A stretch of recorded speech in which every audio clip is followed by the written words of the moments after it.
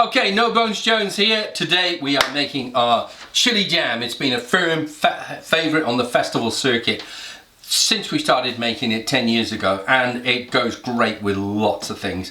But with our fritters, broccoli fritters, it is fantastic. So what we are going to use today, we've got some sugar, we've got some cider vinegar, I've got a red pepper which I'm going to de-seed, I've got some ginger, garlic, I've got a selection of homegrown peppers actually, and a little bit more cayenne pepper, and all these things we are going to process in one pan with the blitzer, with the Maggi mix as well, and we are going to make our delicious chili jam. So let's get on with it.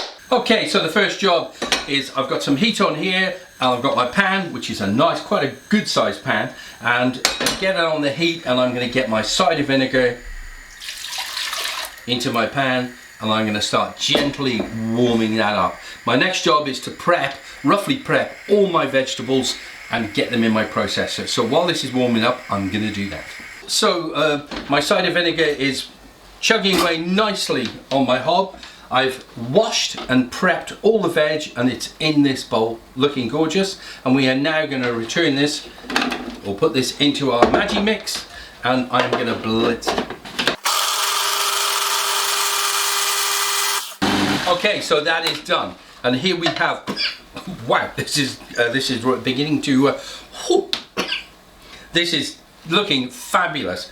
Oh, look at that, isn't that wonderful? Our cider vinegar has been chugging along for 5 or 6 minutes, and I've got my sugar here, which is ordinary granulated sugar. That is going into our pan, and we are now going to stir this and dissolve it. So all the sugar is dissolved, and then the final process will be adding our veg, which is in our blitzer, and then we're going to boil it up again and thicken it out until our chili jam is unctuous and beautiful. So let's have a look in our pan. Our vinegar and sugar is boiling nice and vigorously, so it's time to add our veg. And we're going to stir this up, and we are going to boil it vigorously for the next 30 minutes. Bringing it together, making sure you don't get it too hot and you end up with a sticky mess all over your hob. You really don't want to do that.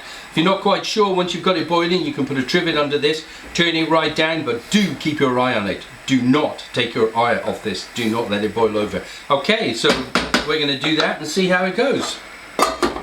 Here we are, our chili jam is boiling, and it's vigorously, and we don't want this to happen, so we're going to gradually, it's so easy to get this pan too hot. So we want to turn this down until it's chugging along nicely. I'm still going to keep my eye on this. 30 minutes till it thickens, and it'll be done. It's looking gorgeous. The colours are gorgeous, and it smells fantastic. If you wanted some more heat, you could add some cayenne pepper, and at the end I'm going to season it with salt and pepper. So our chili jam is finished, and I've decanted it into this jar, and it makes a lovely present at Christmas. It's great, you can keep it in your cupboard, it's a store cupboard staple. I love to eat it in the evening.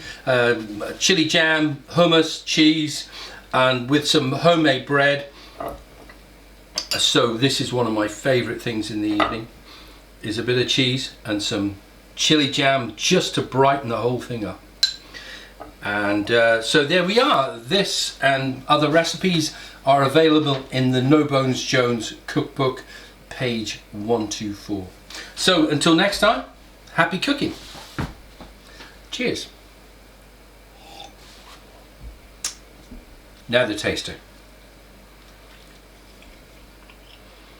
Oh yeah, it's delicious. Cook it. You won't be disappointed.